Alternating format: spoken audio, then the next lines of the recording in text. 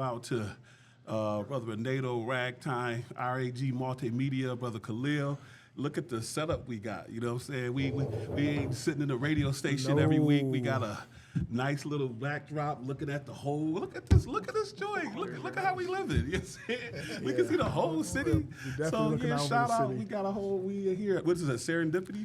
Serendipity at the Seneca One Tower. Yeah. So this is a nice look. You know what I'm saying? You know what I'm saying? The really nice look. So we appreciate being able to do this live remote broadcast, and I'm excited about our guest today. I've known him for years, and I'm excited about hear what he have to say in regards to his candidacy for the Buffalo Board of Education. Yeah, and as we, I want to start by saying on October 24th at 6 p.m. we will be having our Buffalo Board of Education candidate forum at Mount Olive Baptist Church, 701 East Delavan. So please, if you can attend that. We have gotten confirmation from all 6 candidates that they will be there, and they will be answering some tough questions. But we'll also be taking questions from you, the listener. So if you have a question that you want to get in or that you want to ask, you can come to the forum. You can write your questions down, and we'll make sure we get that in. Let me ask this question. I'm asking, too, if people can go on to either our Facebook page, we have a Facebook event page. Yeah.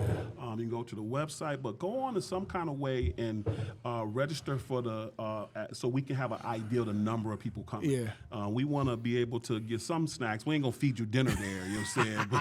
But get your bag of chips in the water. But we are going to make sure when you come, we know it's the dinner hour, so we're gonna make sure you have something to snack on. So we want to get an idea of the number. So if you can either on the event page, you can accept the invitation and hit going, and basically RSVP. So you definitely can do that. And that's at For the Voters of Buffalo, New York. .org. That's the website, For the Voters of Buffalo, New York.org. The Facebook page is For the Voters of Buffalo, N.Y. And so either one of those places, and get us, your RSVP so we can, count you in the number. And we are live on Facebook. I got that call number one. The call number 716-573-0394, 716-573-0394. And we are streaming live on the Facebook. We are on BWNY News. You can go there if you want to see us live. If you want to see this view, if we look over our right, we can see City Hall. We can see all the buildings. It's a beautiful view up here. So if you want to see what we see, you can go on our Facebook stream, drop some comments. Serendipity Lab, the 29th floor of Seneca One Tower. Beautiful facility. Facility. I can't even. Yeah, it's beautiful up here. It gives you a new perspective on stuff. And so, again, we've prided ourselves on bringing every person who's running for the school board, every person running for the Buffalo Board of Education on. And this week will be no different. We're joined by none other than at-large candidate Ed Speidel. How you doing this evening, Ed? I'm doing great. Thanks for having me again, guys. Yeah, thanks for coming on. For those who didn't see, Ed was on our We the Parents platform, I think way back in September. So if you want to see that, you can go on the We the Parents page and see that interview. But Ed, I like to start off every person with the same question. Why should somebody vote for you for school board? If you had to answer that question, how would you answer it? This is how I'm going to answer it. I've been training to be a school board member for 4 years. I've attended every school board meeting for 4 years. I've attended every work session for 4 years. I've attended every meeting possible in the district that has to do with our children. I'm committed to full-time days doing this. This will be my career for the next 5 years. And I'm available. I'm available for the public. Well, let me do this. I want everybody to hear me clear. I am not making an endorsement. That's not. I can't make an endorsement, right? But what I am doing is I am verifying. You know what I'm saying? That Ed Speidel, as president of the District Parent Coordinating Council, has been at more school board meetings than the school board members. And they say that. They say that. Board members say that. Every one of them. More than the superintendent, more than any of the staff. They've gotten married. They've had deaths in the family. I've been fortunate. I haven't had any losses, but I've not missed one. And I don't leave until the crazy hours. Like last meeting was... Which by itself is a miracle. 11:15. But I just want to, on the record, say that as a former president of the District Parent Coordinating Council and spent many, many days at those school board meetings, that they're long, they're drawn out, and sometimes they're contentious, sometimes they're monotonous. But in terms of somebody who has paid their dues, There is no question about the fact that he has been at these school board meetings. He make his voice heard. He represents the district parent coordinating council. And I'm just saying that not as an endorsement. I'm just saying that as a fact. Objectively, that's an objective fact. Yeah, that's an objective thing. So let's talk about that, because you've attended every school board meeting. You've went to every one, and one of the things we always talk about on here is how sometimes those school board meetings become very messy, very long, monotonous, all those different words. So from your perspective, do you think you coming on the board, you'll be able to work with those 8 other people and not, we not have such messy meetings? Or what's your perspective on that? Well, I commit to not being messy. As Sam would know, we have tough meetings when we attend these meetings, and my goal is always to find a solution. So I'm not going to argue on the stage, but I will work behind the scenes to get what we need to get for the students. There's no reason, you're not changing anybody's mind at the board table, like, Aymanuel, do this or else, or I'm yell at you for 15 minutes. It's a waste of time. It's not productive, and I'm going to be productive. I'm going to have monthly meetings for the public. I already made the arrangement with Jennifer Rich, where I'll be able to go into community schools once a month, and the public can come talk to me. You can invite me to your church. You can invite me to an event. I'll be available. Tell me what you need, and I'll try to get it. Need 5 votes, so I got to find 4 people. And I think you can do that when you just use common sense and you treat people with respect. Well, let me ask this, Ed. This is probably, you're unlike, some people running for board are incumbents. You got 2 incumbents. You got 3 other newcomers. You're somebody that's not an incumbent, but you're not a newcomer either. You've been around education. You've been the president of a district parent coordinating council, so you know the real issues. You know what's impacting kids. So for you, as an elected school board member, knowing the history that what would be your top 2 priorities going into, have an impact as an elected school board member? I only get 2. Wow. Give us 3. Well, the first and foremost, I would ask for an investigation of our special ed department. I think our special ed department is not serving our children. With 2 sons with autism, in the early time of your life, you go and you're like, these people are here to help me. When you find out over the time, they're there doing their job and they're trying to save money. Wow. So I really think we should have an outside auditor come in and investigate our special ed department. Wow. The other they thing, did that before, just for the record. I remember back in 2007, 8, 9, they had Great City Schools come in and look at the special ed department and made like 128 findings when I was DPC president. So that's not unprecedented. That has happened before. and that's why CPAC was formed, and they were Exactly. That's why CPAC was formed. There you go. Right. Special Education Parent Advisory Council, for people who don't know what that means. Thank you. So the second thing, I want to look at the budget. Where are we wasting $1.2 billion? So we can't continue to do the same things every year. So school A, the kids can read. School B, they can't. We send a reading teacher. Next year, it's the same thing. We don't add anything. We don't do anything different. We have to look at it from a different point. I'm not an educator. I'm a businessman. I don't waste money. So we have to look and figure out how to control the money. And I want to make sure we figure out this transportation problem, which means we might have to go to more neighborhood schools. We might have to look at that. Right now it's like 50%. Maybe we got to go up to 75%.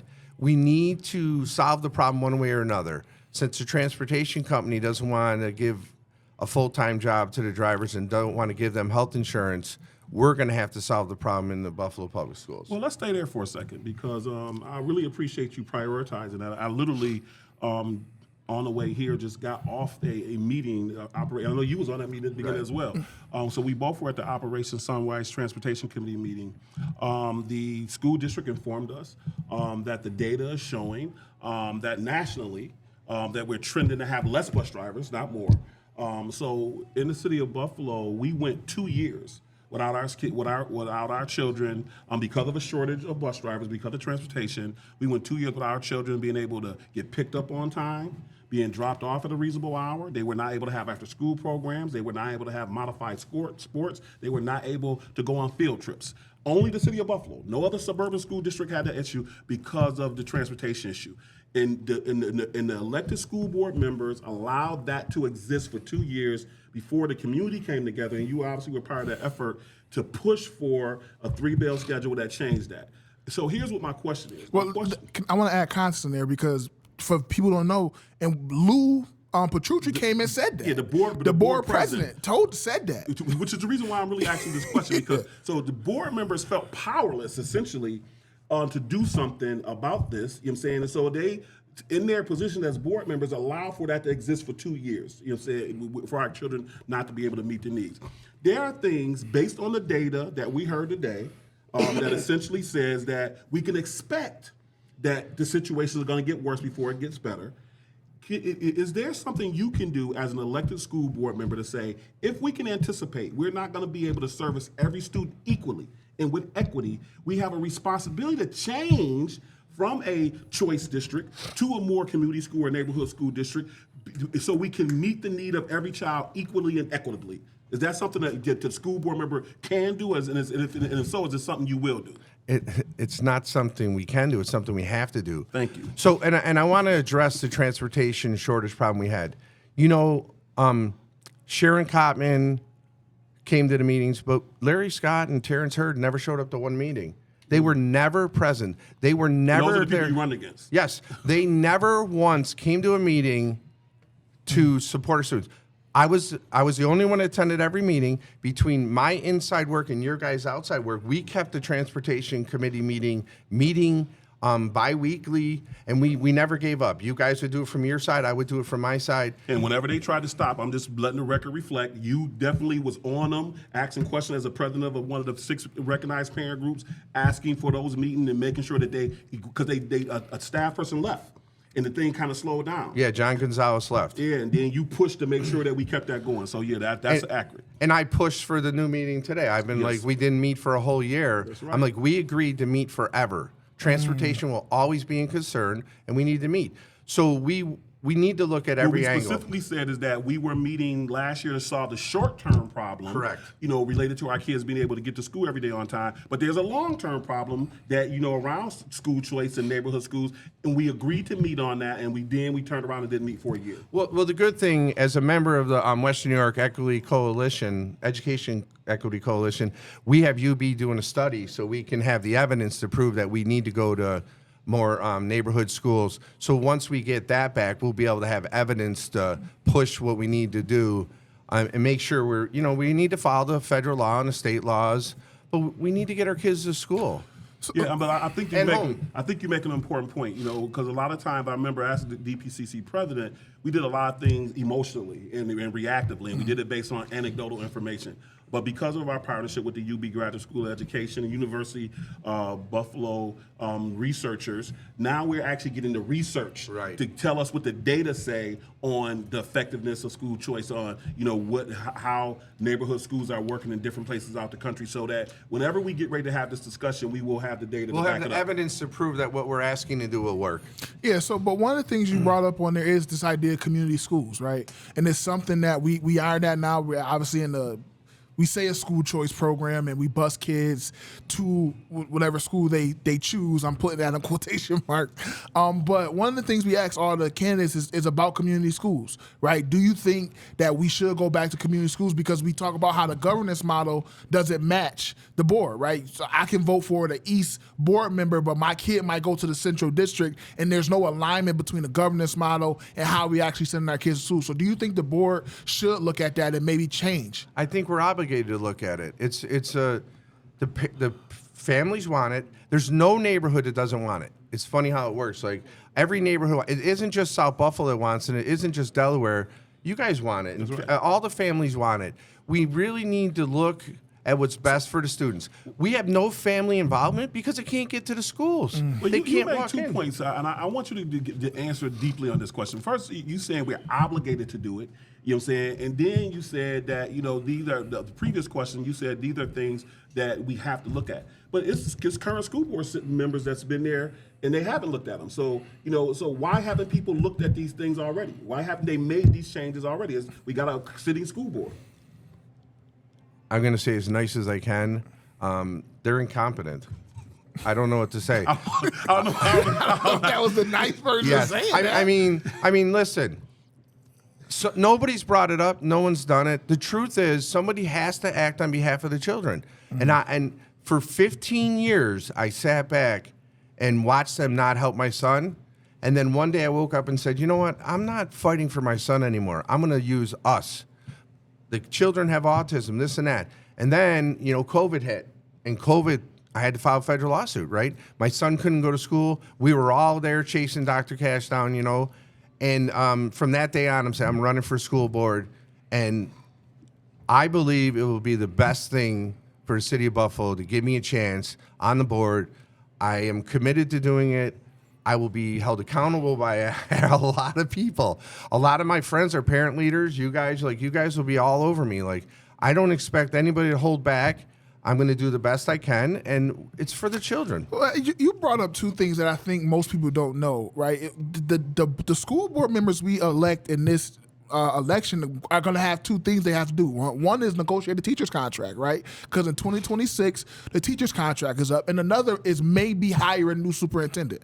And so do you feel like you are prepared to do those two things? Because one of the things we're going to talk about, at the forum, and we want to talk about publicly, is the fact that a lot of people don't feel like the contract the teachers got this last go-around was absurd, and it didn't work in the benefit of the family. So from your perspective, as somebody who may have to do that if you're elected, do you feel like you're ready to do that? So I have 25 years of management experience. I work with P&Ls, profit and loss statements. I've also hired and fired people, interviewed thousands of people. So I believe I'm ready to do it. What I would say is we knew we had an after school problem and a summer school problem. Why didn't we negotiate that into the contract with the teachers? Why isn't that part of the contract? Why? So, we talked about, a lot of us talk about leaving the schools open later. Well, we're going to have to negotiate with 11 union bodies to make that happen. So we can do that, but it's going to be over a 3 or 4 or 5 year term. But no one's ever talking about it. Well, I think it's important for you to give a little bit more detail to that, because now we feeded one of the reasons why we are cut back on after school this year is because they can't find enough teachers who are willing to do after school. Now, obviously, in the past, teachers did after school because they did it as a way to supplement their pay. To make more money. Now, because their contract is so good, they clearly don't need to, supplement their pay. They're the second highest paid school teachers in all of West New York. And so now, all of a sudden, we got a shortage of teachers for after-school programs, and we can't do after-school programs at all our schools. You know what I'm saying? So do you think, like you said, what is the reason why that wasn't part of a negotiation with teachers in anticipation of us not having enough people for after-school programs? It's like most things in the district. They're short-sighted. We have no plan for long-term building maintenance. We have no plan for long-term field maintenance of our athletic fields. We're not planning ahead. Every time we have a problem, that needs to go on a checklist. We don't have enough teachers. We're going to have to negotiate for more teachers. We don't have this. Let's negotiate. We can't figure out how to hire bus aides in a timely fashion. Who goes to a minimum wage job and waits 3 months to start? No one in America, right? So everybody who's applying for that job needs the job today. And we make them wait weeks to get interviewed and then weeks to go through the process. I was saying today, it took them 90 days. Wow. Then they have to go through training. So we hired today. Hopefully by April, you'll be able to be on a school bus working with our kids. We have to plan ahead. We have to see what the problems are. Look, there's going to be problems that you don't know are there, but then you have to write down, we need to look at this problem in our next contract negotiation, in our next year's budget. You always got to look forward to what It's we're interesting doing. that you say short-sighted, because I'm going to ask this question this year. Let's say you are elected to the school board. I mean, ever since, I think maybe for the last 6 or 7 years, we've been doing something because of the shortage of bus aides. I mean, it was unsafe on the bus. I remember, we did job fairs, we did everything. Is there something that can be done as opposed to having a crisis management model where you just wait till the crisis and then try to do something? Is there something that can be proactively done to not be in the position to where we don't have enough bus aides? So I'm going to give you an example. When I ran Dollar General in Central Park Plaza, every week, no matter what, I interviewed potential candidates, even if I was full staffed. We need to put one person that's all they do. You get an application in, Emmanuel, call Emmanuel. Emmanuel, can you come in today, tomorrow? How fast can you get here? And then we should look at the process in City Hall. What's going on? How come we can't get through the process in City Hall? And do we need to put more money into that? What do we have to do? We shouldn't be short aides for the classrooms. We shouldn't be short bus aides. A driver recently got assaulted, no bus aid. 62-year-old man, no bus aid on the bus, full bus. Like, come on, what are you guys doing? Well, last year there was a school with no bus aid, and the year before last, and a young girl Had to say, you talking about say the bus driver had a heart attack, and a little kid had to go and stop the bus. You know what I'm saying? No bus aid. Yeah, one of the things I want to ask you is about the spectator policy too, right? One of the things that I know frustrated me and frustrated a lot of leaders is that we had a meeting last year about the spectator policy. We had all the stakeholders in there. We brought parents in. We brought community leaders in, district people in, and we came up with a policy that everybody deemed as fair, that everybody thought made sense. And then this year we come and we revert right back to the old policy. As a school board member, if you are elected, how would you look at that? Do you think that would be is that fair? Did you agree with the spectator policy, or is that something you think we should go back to how we negotiated it? I would argue it's not a policy because it didn't get passed by the board, first off.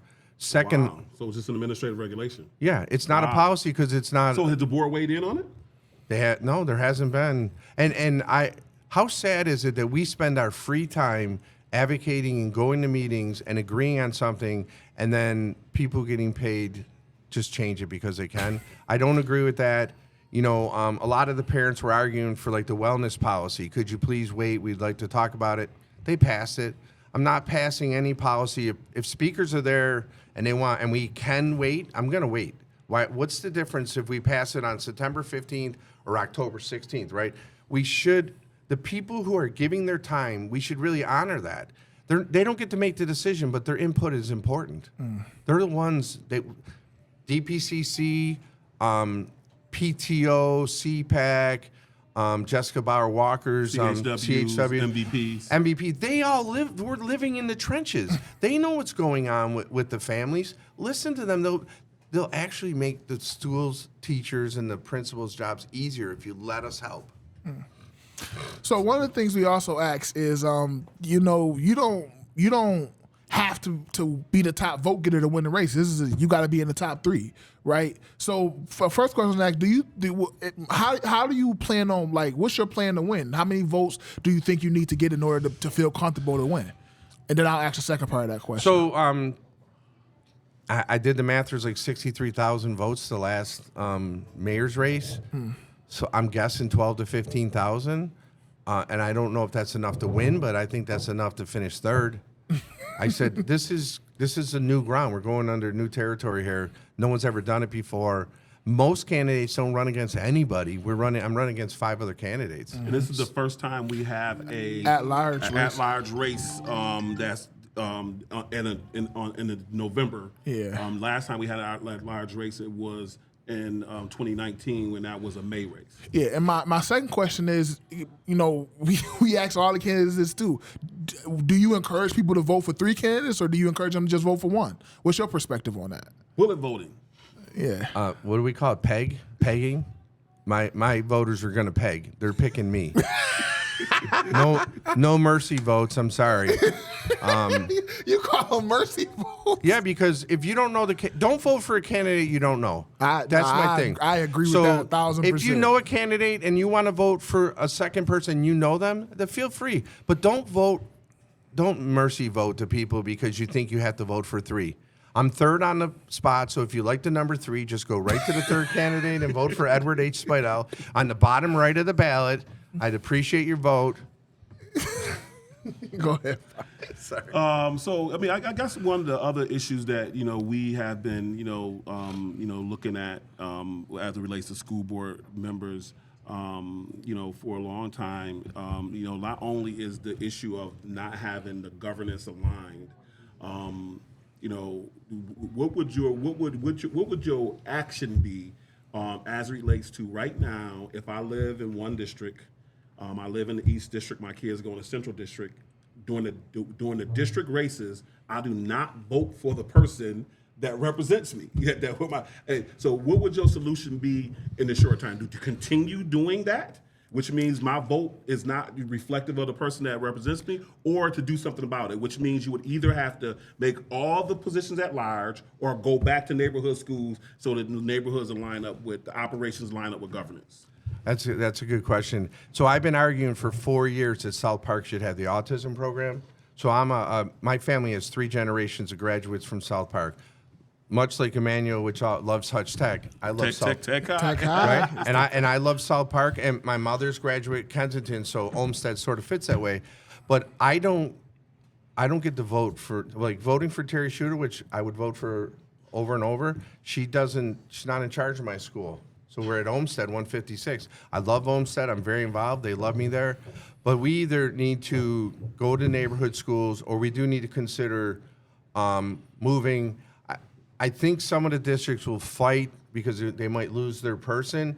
So maybe if we didn't go to all at large, maybe we would grow the at large by a couple seats, or 3 would have to be an even number, right? Yeah, but at the end of the day, the only way it works is either you aligned as a neighborhood school and you have neighborhoods and at large, you keep the same system right now if you go to neighborhood schools. Or if you're going to keep choice, you have to go to all at large. Yeah, I don't like choice because that's the biggest lie we tell our families. We don't get a choice. My son had no choice for his high school. As a matter of fact, the school board president told us right here on this show, Lou Petrucci, he said only 70%, he said 70% of all students are placed. Right. Only 30% of the families actually have a choice. How about we give all the schools the same opportunities? Like, why do we have 5 schools that we pick on? Like, we send the students that have the most challenges, and we send them there, and we don't protect them.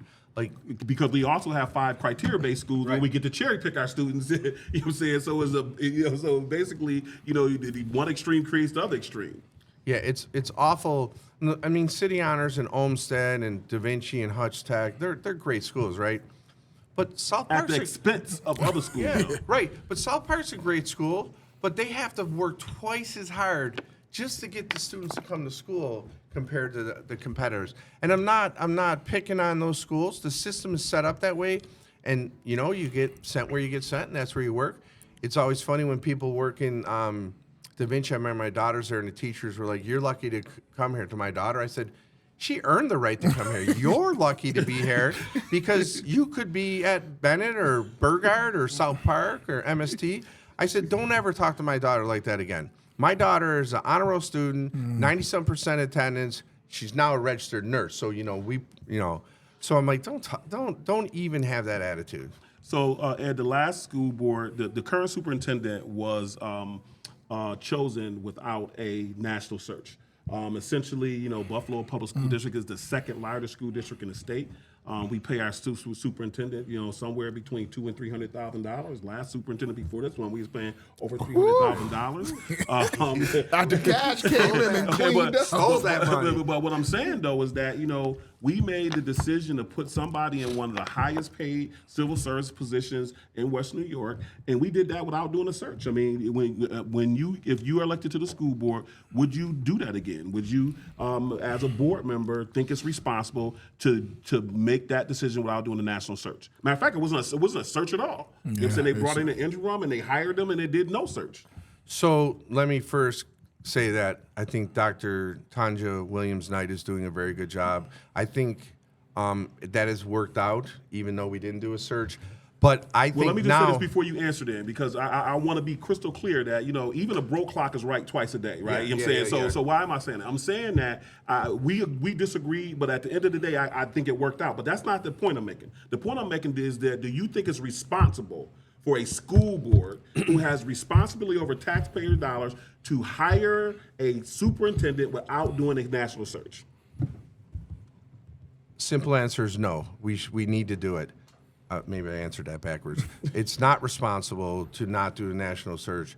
You can do a national search and hire a local person, but Exactly. you need to do the national search. You need, no one heard of anybody being interviewed, right? Like all of a sudden we were at a meeting and there she is, the queen. She's the queen now, right? Yeah, that's exactly how it happened. And I was one of the few people there that night. I'm like, what's going on? It was the whole auditorium at Waterfront felt strange, and Dr. Williams, the only one walking around with a little smile on her face, and later on she's Well, obviously we raised issues and concerns, on the radio show about it. Again, like we said, it worked out, we've admitted that it worked out. But I'm just talking about as a responsible lucky. board member to not do a search. It just seems like being something that we gotta take a second look at. I would ask for a national search, and I would probably demand it.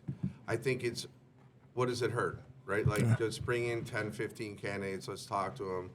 Let's get somebody that can evaluate talent. Yeah. I want to be able to evaluate talent. That person needs to bring in some other talent. A lot of our talent's been around for a while, and they're getting close to retirement. We need to replace them with quality people. Well, it So looks like from Buffalo we put superintendent. I think it's 9 superintendents across the state that came out of Buffalo. You know what I'm saying? So I mean, you got. I ain't gonna name them all, but you got quite a few. Obviously you got Dr. Brown in Williamsville. You got Eric Rosser. You got the David Mauricio. You got the guy out in Kenton. Sabatino Samata. Samata. You got Janelle, Dr. Janelle Morris. You got in Lackawanna. You got Dr. I can't think of it. What's her name from CLRI? She just got her own district. Yeah, that's right, Dr. Fatima Morel. So literally, we got 9 people that came out of Buffalo in the last 5 years that are superintendents across the state right now. Yeah, so we have to pause really quick for a 10-second station identification. So we will see you on the other side of the break after this 10-second station identification.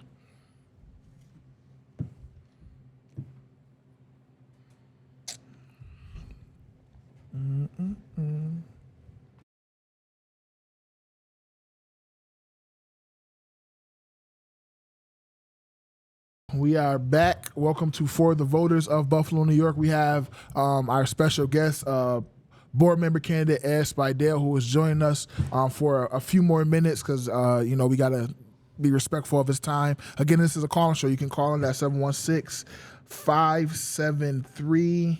Got to pull a 0394. Yeah, 0394 573-0394. So, Ed, we got about 1 or 2 questions left that we want to get to.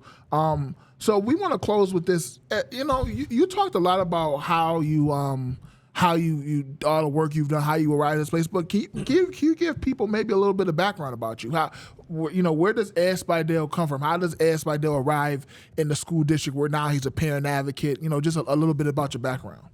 Oh, yeah, sure. So as a teenager, my father was the president of South Buffalo Community Association, and my father taught us your time is as valuable as your money, so you can give back to people without giving money. We grew up poor in South Buffalo. So from that day, as a graduate of South Park, I got a community service award when I graduated.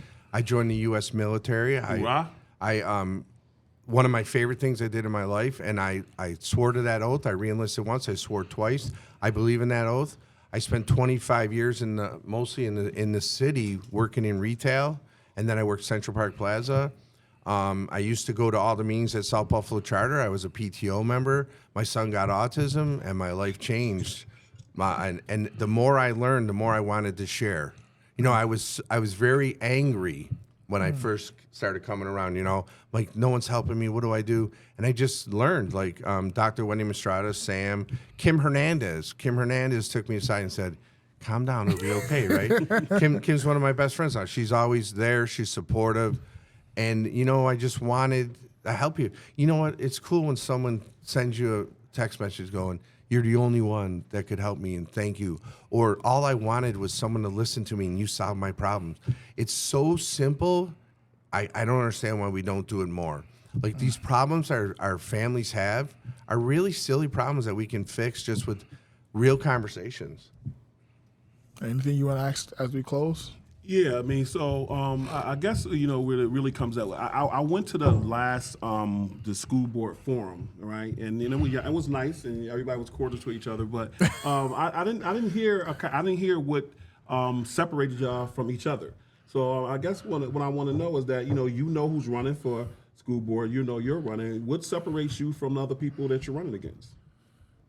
Or are y'all all the same and it don't matter? No, we're not. So we're clearly not the same. First, the rules were we had to be nice. The rules were that. Okay? So I agree. We all followed the rules. We were all pleasant to each other. So why am I different from them? 3 candidates woke up one day and said we're going to run for school board. They're beautiful women. They're smart. They're intelligent, but they're not ready. The other 2 candidates had 5.5 years to do something. They've done nothing. They haven't fixed anything. I have 12 resolutions. Well, what are the resolutions? Let's talk about them. You had a resolution that was a law in the state, and you just made a resolution so you can say you did it. Like, bullying was not allowed before you made the resolution for no bullying. I just think that if everybody just listens to the six of us, I'm the only one that can answer every question. I'm the only one that's confidently answering questions. I have no notes in front of me here. I never have notes in front of me. I don't need them. I've attended every meeting. I know what's going on. I've been part of so many different groups. My closing statement, I tried to run through everything I did. I needed 5 minutes. They gave me 2 minutes. I couldn't tell everybody everything I've done over the years. So, that's the best way to say it, I guess. Okay, well, I mean, that definitely separates you. But I guess if anybody who watched social media know that there's some controversy out there on social media where people are suggesting that, your opponents are accusing you of taking down their signs out in South Buffalo. You know what I'm saying? So you want to say on the record, what's going on with that? Yeah, so I'm going to say on the record that my lawyer sent them a cease and desist letter. My campaign spent $500. And why would anybody in their right mind steal a sign? I can't change your mind by stealing your sign. And excuse me, everybody, go to Facebook. I can't creep anywhere. I'm way too big to be creeping on someone's lawn to steal the sign. And they absolutely know who I am. So that's sad, and thank you for bringing it up, Sam. The union should be ashamed of themselves for allowing that to happen twice. 2 separate posts, and hopefully it won't happen again. I've kept it clean. Today I have a little rough on some people, but I've kept it clean. There's 19 days left. People, please get out and vote. November 5th. On this 26th, go out and vote for me. We're taking souls to the polls, right? That's right. Souls to the poll. I'll have some people out that's there. the first come. day of early voting. Yeah, So people want to, and it's the last day you can register to vote. You can register to vote all the way up until October 26th. So souls to the polls, Saturday, October 26th and October 27th. And I'm the only Edward on the ballot, so you don't even have to know my last name. Bottom right, I'm the 3rd spot, so make sure you hit me up. And my phone number is 716-578-3219. Feel free to call me if you have any questions, any concerns. I'm available. I'm not running or hiding from anybody. Yeah. All right. Anything you want to share before you go? I just want to share that these forums and interviews have been great. I was on today at 11 o'clock for Terry show. That was cool. I'm actually enjoying that part. It's stressful because I'm campaigning every day. I'm putting 21,000 flyers on everybody's doors. I've got signs all over the city. Trying to do what I can to let people know here I am. So thank you. I'm always available. After I get elected, feel free to invite me to your show. I'd love to hear it. The book, 10 Things to Child with Autism, I shared it with you guys. Okay. I would like you to read it and sign it and pass it on to somebody. Okay. It's important. This book will help you with your own children. They don't have to have autism for that to help you.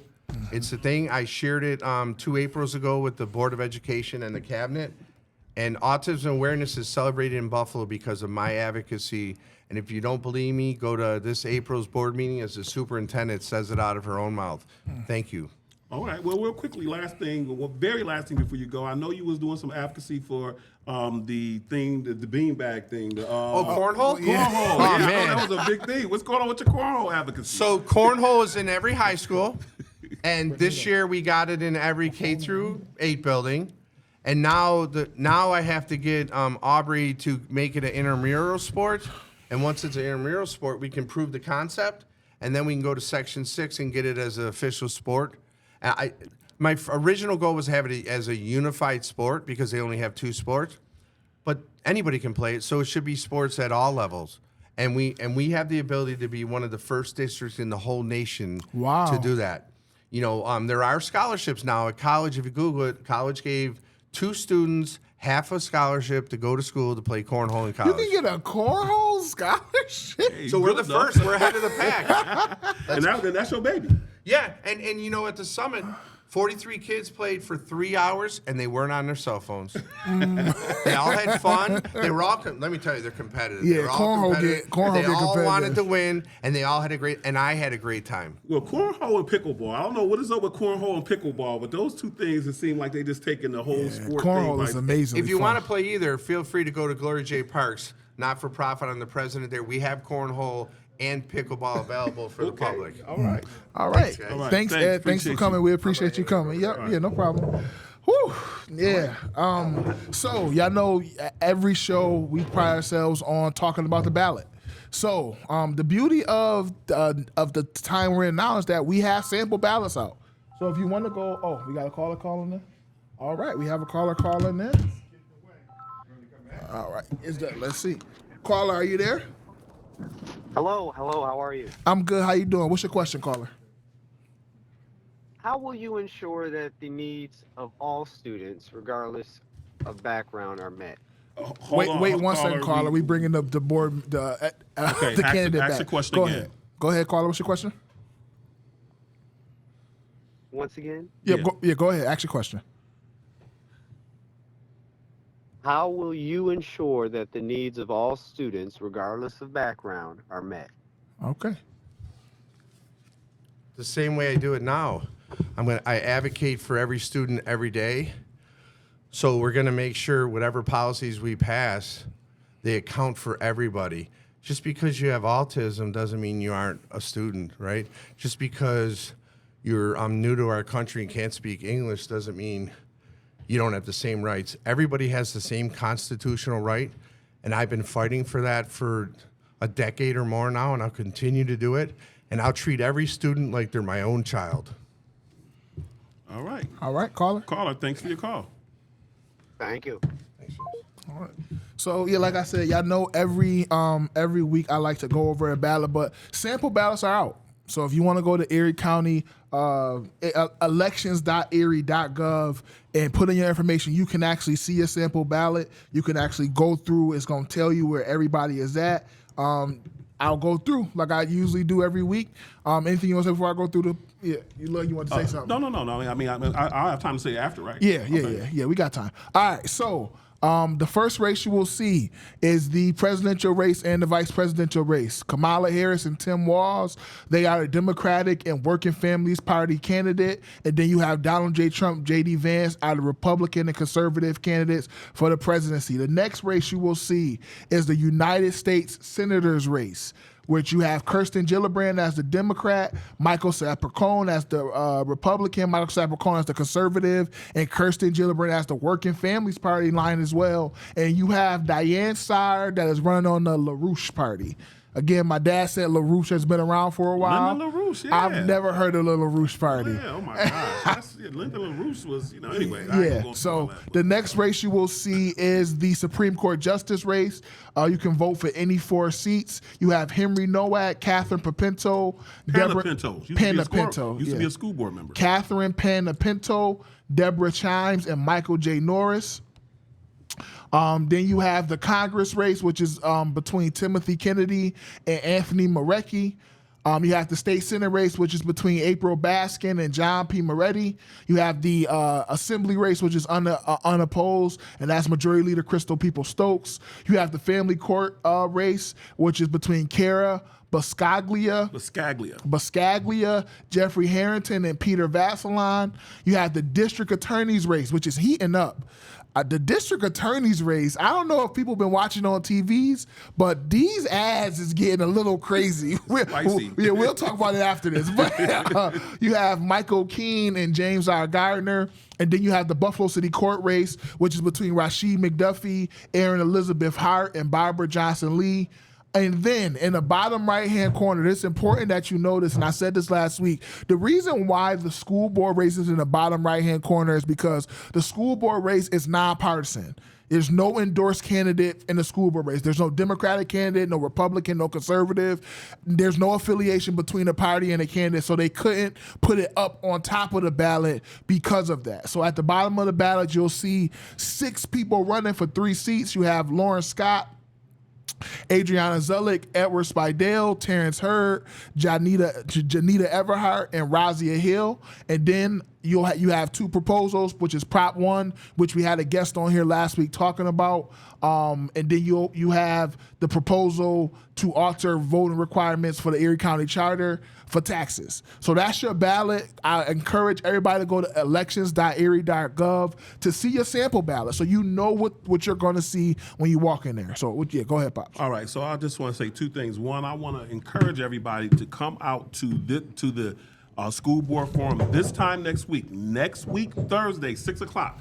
School Board Forum, which is sponsored by the Urban Think Tank of Buffalo, the New York Civil Liberties Union, and Education Trust New York. All three have co-sponsoring this really, really important school board race, the school board candidate forum. This forum, we're going to find out, we're going to go a little bit deeper than we saw in the last forum. You know, I know they said forum to be nice, but what we really want to do is we want to hear what separates the candidates in this forum. So we're going to ask real questions about, you know, why one candidate should be elected versus other candidates so that you have enough information for you to go out there and make an educated vote. We're not saying who to vote for. We're not endorsing anybody, but we want to make sure that you have all the information you need. So we've done 3 things to do that. Thing number 1 that we've done is we have this forum, so you hear directly from every school board member. The second thing we've done is we make this information available to you. You can go to forthevotersofbuffalonewyork.org. But for the voters of Buffalo NY, just For the voters of buffalony.org, and you will get the name and the bio for every school board member. And then we got 6 critical questions having to do with education policy and their position on everything from what's going on with the dual enrollment courses that we have for this district, what's going on as it relates to the literacy issues that we are facing as a school district. You know, 6 key issues that we got their answers on. So you can go to forthevotersofbuffalony.org and you can get that information. You can also go to the Facebook page for the voters of Buffalo N.Y. on Facebook, and you can get that same information. And you can get links, and we have links to the video. Every school board member that's been on a radio show. The radio show is right there, and you can hear from them directly. Yep. What do we do all that for? We wanted to make sure there was no reason why you as a voter could not be educated on what the positions of school board members are. If they're incumbent, we ask them questions about what they've done. So you know if they've done things or haven't done things. You know what I'm saying? If they're new, we ask them questions about why we should vote for them. If they somewhere in the middle, like our candidate today, you know, we've asked those hard questions so that you know who you are going to be getting as a school board member. So please, everybody, take advantage of one of those 3 things. The last thing that we've done is we've put together a voter guide. So all those answers that they gave will be in a voter guide. That voter guide we will be handing out on our Souls to the Polls. That voter guide will be handing out, when we do any event next week at the school board forum. We'll be handing out that voter guide. So we'll give you a takeaway where you can just come back and you can review before you make your vote. Yeah, we have a call hanging on. Caller, are you there? Yes, this is Abdul. I just wanted to say that you all are doing a wonderful job. I can't wait to see you all take this show nationally. The website is beautiful. I just wanted to give kudos to what you all are doing. I can't wait to see this show go to the next level. So great job, guys. Appreciate it. Thank you. Yeah. And so, Paz, I want to ask you a question. We got about 10 minutes left. Why do you think it's important for us to have a forum where we make candidates separate themselves? Because I think people are making an argument that, you know, especially in this climate we are now because of the presidential race at the top, we want forums or debates to be peaceful, right, or to be nice. But, you know, I remember Obama and Romney, Obama and McCain, there was room for civil discourse and to have those conversations. So why do you think it's important for us to do that? Well, let me be real. I think people should be nice. Don't get me wrong. Yeah. I mean, I think some of the stuff we see going on in our body politic today is absolutely extreme and unacceptable. So it's not an issue about being nice, but I do think you have to talk about the issues and you have to separate yourself from other people that you run against. Give me something, who you are in comparison to the other people I got to choose between. And you heard clear examples today. I mean, candidate Speidel made it clear that there are 3 people, in his opinion, who are new. They have not, done the work he's done. There's another 2 people there who's been there and they haven't done it when they had the opportunity.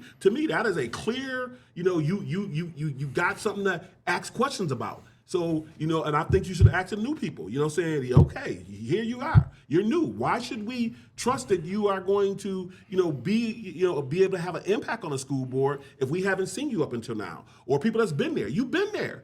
You've been there when our kids wouldn't get picked up every day on time. You've been there, when we've been having the challenge that we have. If you didn't do it then, why should we give you another 5 years to do it? Those are very, very important questions I think we have to ask. We have to give people the answer because maybe they have made progress. Maybe things are moving in the right direction. But I think it's up to us as a community because here's what it boils down to, Aymanuel.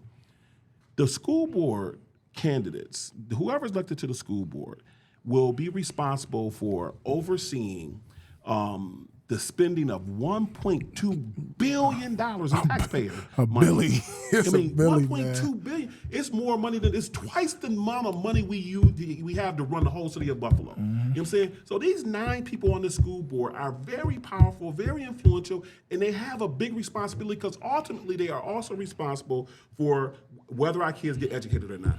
We've been living in making excuses why our children not get educated. At the end of the day, this is where it starts at. The buck starts with who we elect to represent us on the school board. And if we don't do a good job there, we deserve what we do get.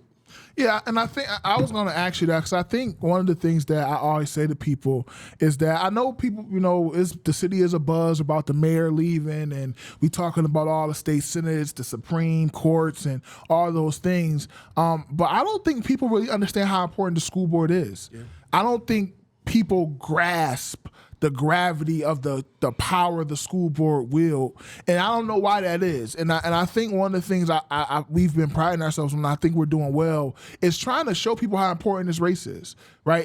And why it's important. I attended the school board meeting last week Wednesday, and I had to leave because it was 9:00 and I got a family at home and I had to get home to my son. It was bedtime. I got to put him to bed. And to that point, I was at the school board meeting and I'm listening and I'm here and I'm saying wow, this is the school board, that we've elected. And I think one of the things that as parents you have to understand is that's how you make your voice heard. By voting for your school board members. And the beauty of the race we're talking about now is this isn't a district race, this is an at-large race. Right. This is a citywide race.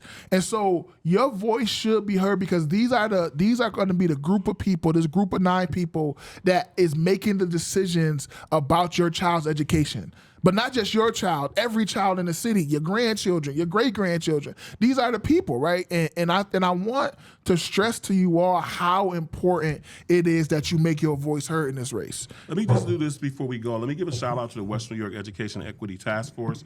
A lot of great things going on in the Education Equity Task Force. We just decided on this topic of our next conference. As you know, we did the Igniting Equity in Education People conference. People still talking about that conference. In August, great job. So we're going to be looking at community schools in our conference coming up in March. The next thing we did last week, Thursday, we had a forum on the cell phone ban. So we're going to put out a recommendation on how we think the cell phone ban should be looked at. So if you go to UB Graduate School of Education and then just put the Western New York Education Equity Task Force or just Google any part of that and it'll come up. But we are at the GSC website and you will see the work that we're doing. And finally, the last thing that I'm going to say, and I think is the most important of all things I've just said, is that one of the things that we, advocated for and are in partnership with is a tutor and mentoring program. If you're a student in any school district in West New York, BOCES, City of Buffalo, charter, rural school district, and you know a child and you know someone who needs help in any subject, math, science, social studies, English, whatever, they need help, you can go to the Brainy Bulls website. You go just put Brainy Bulls, B-R-A-N-Y, Bulls, B-U-L-L-S. Brainy Bulls is also at the UB Graduate School of Education, UBGSE, and you can get tutoring. We have a tutor and mentor program for all students 5th to 12th grade. So if you know a student that's falling behind and need help, they can go there and they can, they can schedule for a tutor who will, work with them virtually to be able to get them, caught back up. So many, it's interesting to me how in suburban communities, a lot of times those kids have access to more resources, access to more supports. and they still get tutoring.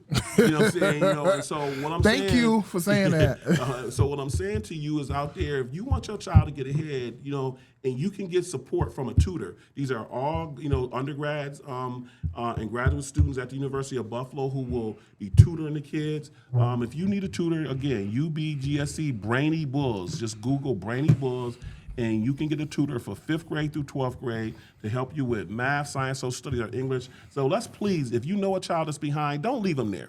Please, you know, recommend them to be able to get this tutoring, because one of our goals here at, you know, for the voters of Buffalo, New York, is to make sure that every child can read, write, and do math on grade level, and that every child graduates college and career ready. And so this is something that can help get us there. Yeah, and I want to say this. I think one of the things that that I enjoy about this show, and I enjoy about all the stuff we do, is that I have taken on this idea and this responsibility that we have to make the community better than we found it. Yes, sir. And you know, I know that there's a lot that goes on a day-to-day or week-to-week in the community that we have concerns about. And there's things that I know this week it was the Little League stuff, and all that stuff is important. And the reality is, if all of us in the community commit to making it better than we found it, all we got to do is get 1% better every day, and it's better. And one of the things that you have to do in order to do that is make your voice heard by voting.